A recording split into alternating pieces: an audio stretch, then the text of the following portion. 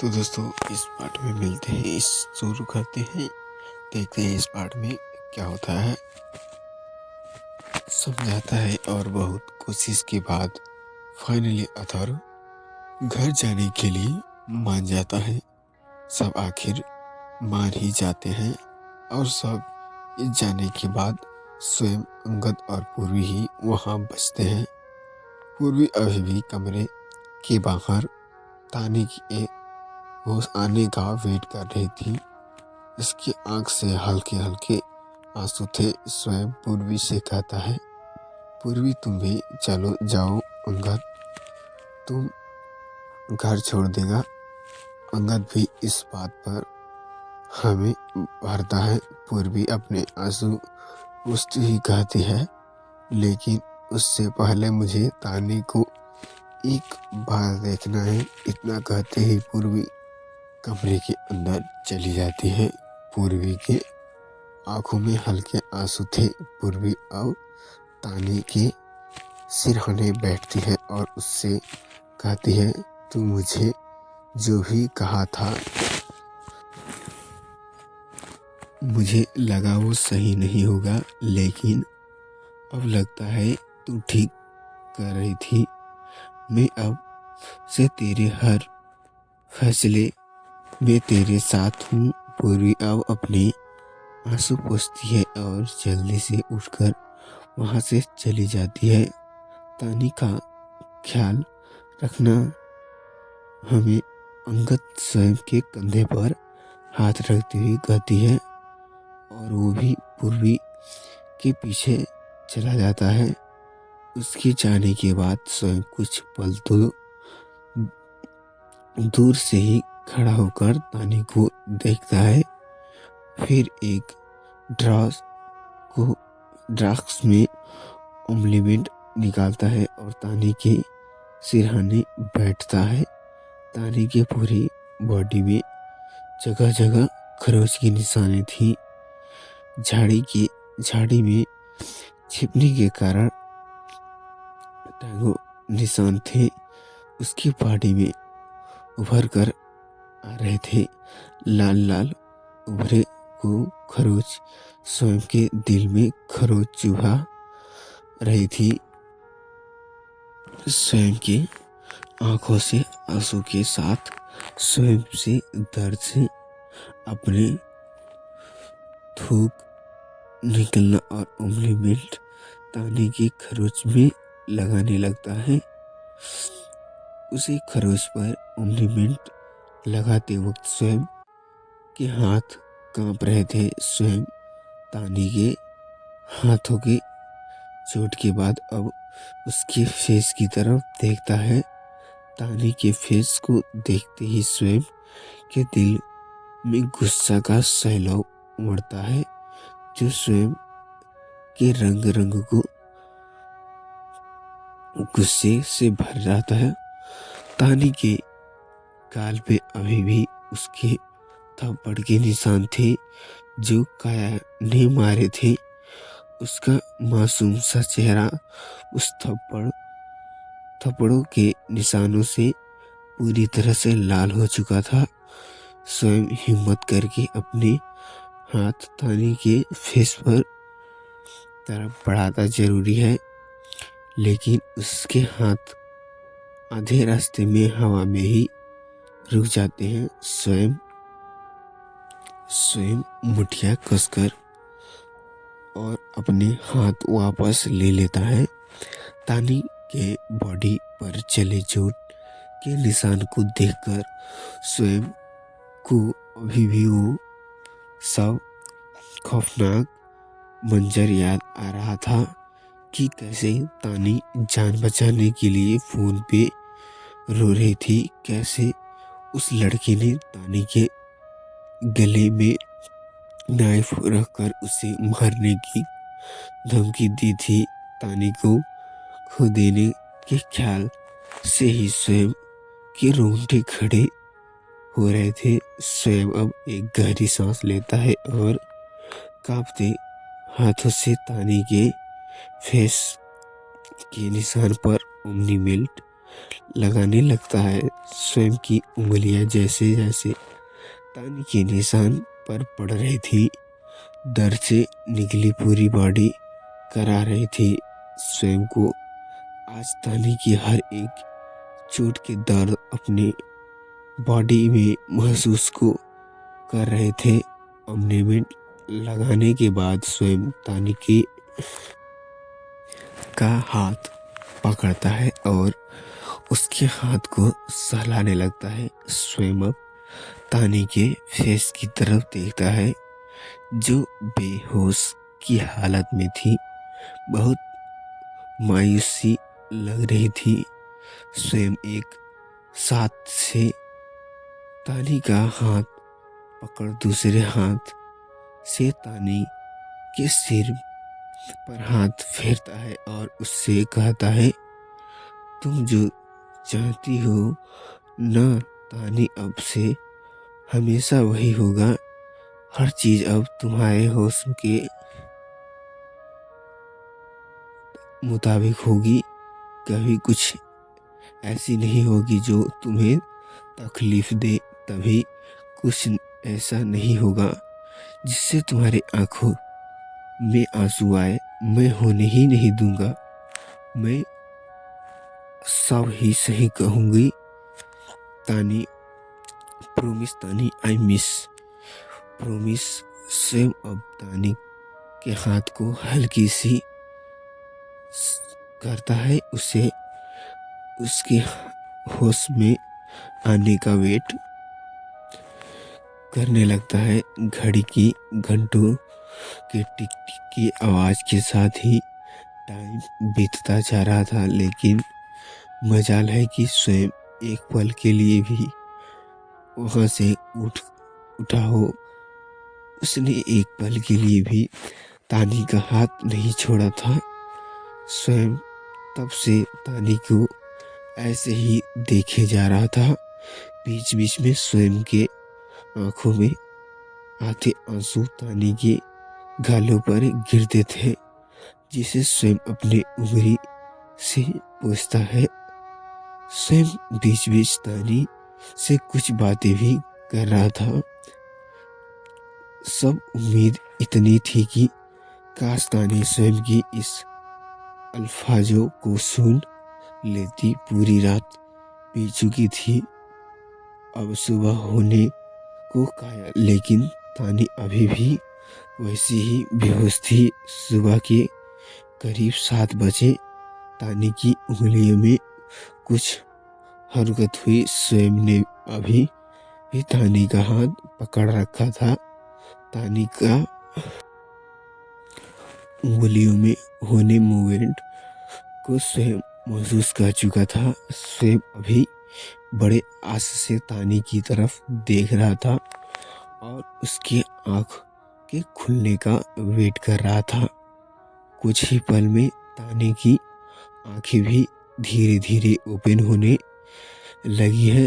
तानी जैसे ही अपनी आंखें खोलती है, सामने स्वयं को पाती है जो अभी उसे ही एकटक देखे जा रहा था। तानी की पूरी बॉडी में अभी भी दर्द था, लेकिन तानी फिर भी उठने का कोशिश करती है। लेकिन स्वयं तानी को थाम लेता है और उससे कहता है, तुम उठो क्यों रही हो, लेटी रहो, तुम्हें आराम की जरूरत है। लेकिन तानी फिर भी उठने की कोशिश करती है, जिसमें स्वयं तानी की सहारा लेते हुए उसे उठाने में हेल्प करता है। स्वयं तानी के पीछे बेड के हेडफोन के एक पिलो रहता है, जिससे तानी कंफर्टेबली बैठ सके। स्वयं अब तानी के सामने बैठता है और फिक्र से पूछता है, आर यू फीलिंग गुड? क्या तुम्हें अभी भी कहीं पे पेन हो रहा है? मुझे बताना। तानी बस ना में अपना सिर हिलाती है। तानी अभी भी बहुत थकी हुई लग रही थी। उसका पूरा चेहरा उदासी से भरा हुआ था। स्वयं तानी से ज्यादा कुछ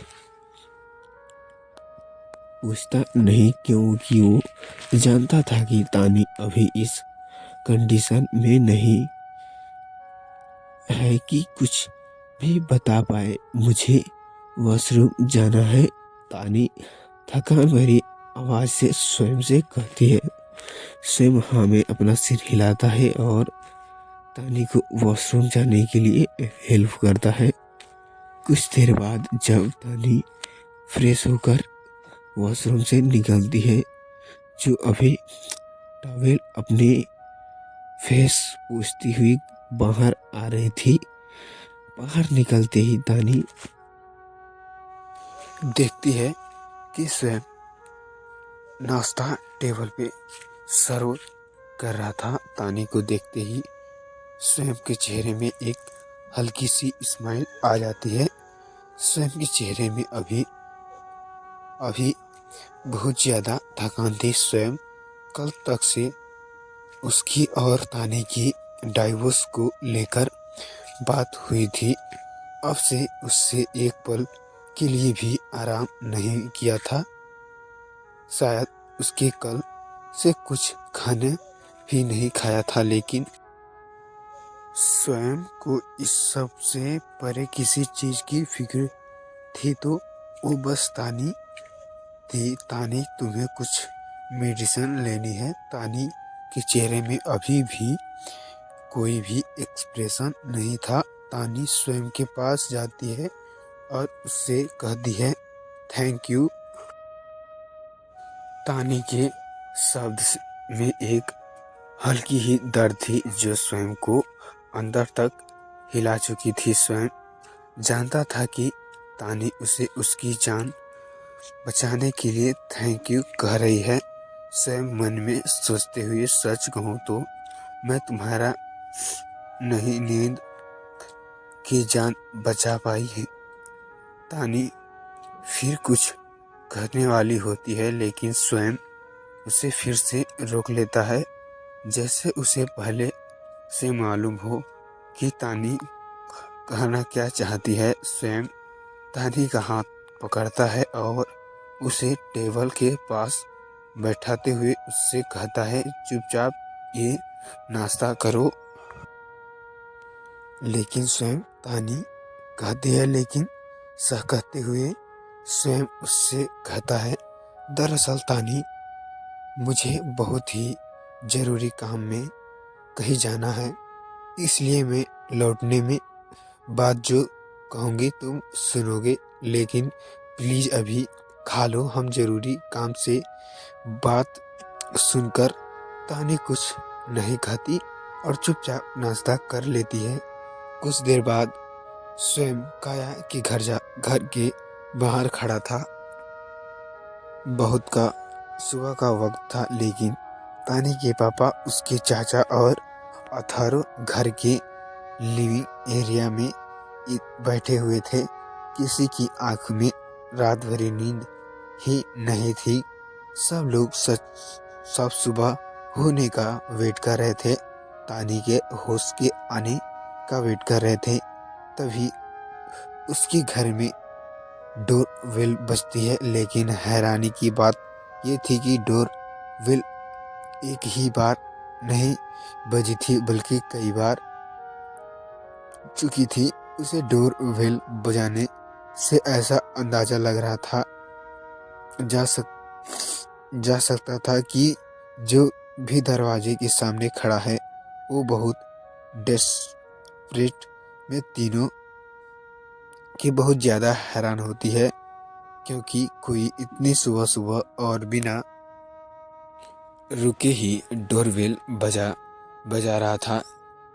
बेल की ऐसी आवाज़ सुनकर आशा और काया भी नीचे आ चुके थे। दोनों ही अभी नींद से लगे रहे थे। आशा नींद भरी आवाज़ में ही गुस्से से चिल्लाकर कहती है इतनी सुबह सुबह कौन ऐसी तमाशा कर रहा है। अथर्व जाकर दरवाज़ा खोलता है तो उसकी आंख हैरानी से फटी की फटी रह जाती है। सामने स्वयं और अंगद खड़े थे और उसके पीछे एक स्टेप प्रेषक और एक लेडी पुलिस। अथर्व उन दोनों से फिक्र से पूछते हैं, तुम दोनों इतनी सुबह सुबह यहाँ क्या कर रहे हो और ये पुलिस यहाँ क्या कर रही है? स्वयं भाई हमें अंगद आने दीजिए, मैं आपको सब कुछ एक्सप्लेन करता हूँ। अथर्व अब उन सब को अंदर जाने की इजाज़त देता है। अथर्व और अंगद को देखकर वहाँ सब हैरान थे, लेकिन उसकी भी ज़्यादा हैरान उन्हें इस बात की थी वहाँ वे दोनों पुलिस के साथ आए थे। वहीं काया की डर के सांसें थमने लगी थी, क्योंकि उसे अंदाज़ा हो चुका था कि वो सब वहाँ क्यों हैं। उन्हें देखते ही तानी के पापा स्वयं के पास आते हैं और फिक्र से उनसे पूछते हैं, ये क्या है बेटा? पुलिस तुम्हारे साथ क्या कर रही है? स्वयं एक बार पूरी घर वालों की तरफ देखता है और पुलिस वालों को काया की तरफ उंगली दिखाते हुए कहती है, अरेस्ट हर। जिसे सुनकर ही काया डर से 2 कदम पीछे हट जाती है। पुलिस वाले काया की तरफ बढ़ते हैं, तभी तानी के चाचा उन पुलिस वालों को रोकते हैं। आशा जल्दी से दौड़कर काया के पास आ जाती है और उसका हाथ पकड़ लेती है। वहाँ सब लोग काफ़ी ज़्यादा पैनिक हो गए थे। अथर्व स्वयं के पास आता है और उसे गुस्से से चिल्लाते हुए कहता है, have you lost your mind? तुम्हें मालूम भी है तुम क्या कर रहे हो? आशा और काया रोने लगती है।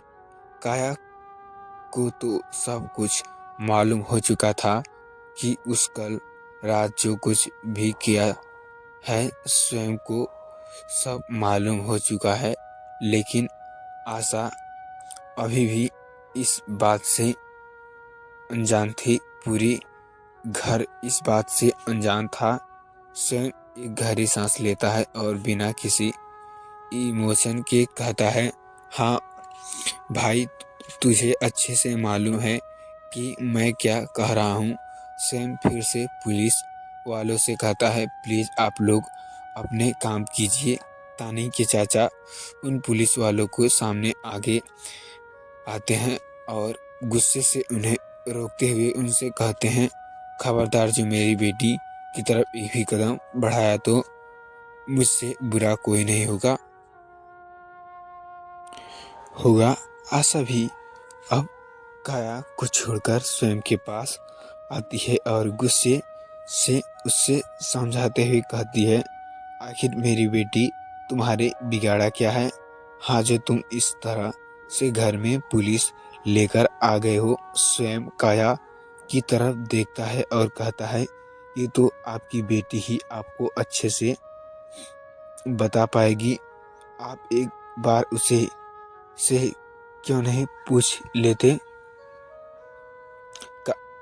आशा अब दौड़कर काया के पास जाती है और उससे बाह पकड़कर उससे पूछती है, स्वयं क्या कह रहा है बेटा? तूने कुछ गलत किया है? काया अभी चुपचाप अपना सिर झुकाकर खड़ी थी। उसके माथे पर डर के सिगरेट चुप पड़ चुकी थी। उसे समझ नहीं आ रहा था कि वो इस हालत में कैसे बाहर निकले। उसे अब एहसास हो चुका था कि वो पूरी तरह से फंस चुकी है। काया कुछ भी नहीं कह रही थी, इसलिए डर से घर वालों का खून। तो दोस्तों, मैं उम्मीद करता हूँ ये स्टोरी आपको अच्छी लगी होगी। तो दोस्तों, स्टोरी अच्छी लगी है तो लाइक कर दें दोस्तों। और हाँ दोस्तों, चैनल पर नए हैं तो चैनल को सब्सक्राइब कर दें, क्योंकि हमारे चैनल पर 1K सब्सक्राइबर होने में अभी बहुत बाकी है। तो प्लीज़ आप अपना एक प्यारा सा लाइक और सब्सक्राइब कर दें ताकि हम भी तो जाने हमारी पब्लिक हमको कितना सपोर्ट करती है। तो दोस्तों ऐसे ही इंटरेस्टिंग और मज़ेदार कहानी सुनने के लिए मिलते हैं नेक्स्ट पार्ट में। तब तक के लिए जय हिंद दोस्तों।